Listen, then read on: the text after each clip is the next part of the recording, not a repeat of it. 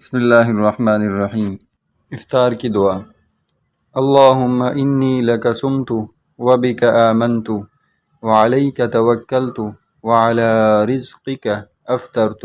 دعا اگرچہ افطاری سے پہلے کرنے میں بھی حرج نہیں ہے، مگر حضور اکرم صلی اللہ علیہ وآلہ وسلم کا معمول مبارک افطاری کے بعد دعا کرنے کا تھا۔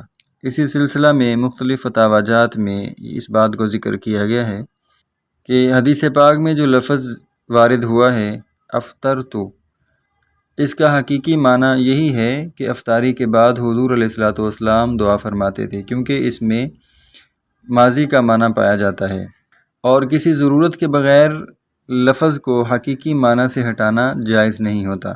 اسی طرح دیگر دعاؤں کے الفاظ بھی اسی معنی کی تائید کر رہے ہیں۔